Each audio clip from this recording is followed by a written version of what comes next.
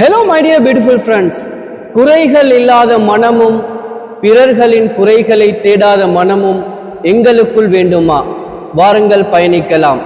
பிறர்களின் குறைகளை தேடும் மனம் புன்மனமே என்ற கோட்பாட்டின் கீழ் குறைகள் ஏன் வருகிறது, பிறர்களின் குறைகளை ஏன் நாங்கள் தேடுகின்றோம்? இதற்கான ஒரே காரணம் என்னவென்றால் நன்றி உணர்வு.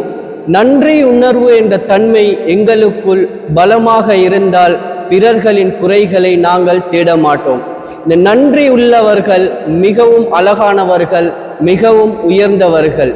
எவரிடத்தில் நன்றி உணர்வு இல்லையோ அவர்களிடத்தில் குறைகளும் பிறர்களின் குறைகளை தேடும் பண்பும் அவர்களில் எப்பொழுதும் இருக்கும்.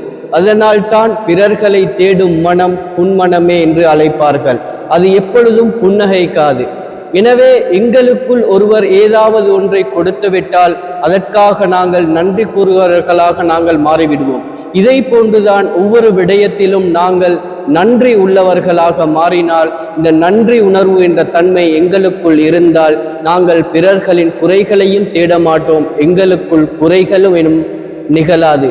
எனவே கடல் என்பது பார்ப்பதற்கு ஆழமாகவும் நீளமாகவும் இருந்தாலும் அதில் சிறு சிறு அலைகள் தான் ஆனந்தத்தையும் மகிழ்ச்சியையும் கொடுக்கின்றது.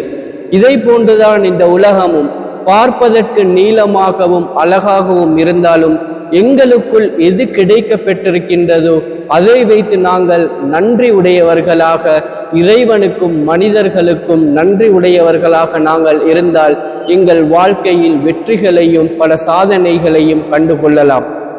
சிறு சிறு அலைகள் போன்று எங்களுடைய வாழ்க்கையில் நாங்கள் நன்றிகளை பரிமாறினால் அது கடலாக கூட மாறலாம். எனவே நன்றி உள்ள குணத்தை நாங்கள் கையில் பலமாக எடுத்து எங்களுக்குள் இருக்கும் வெற்றிகளை நாங்கள் பெற்றுக்கொள்வோம்.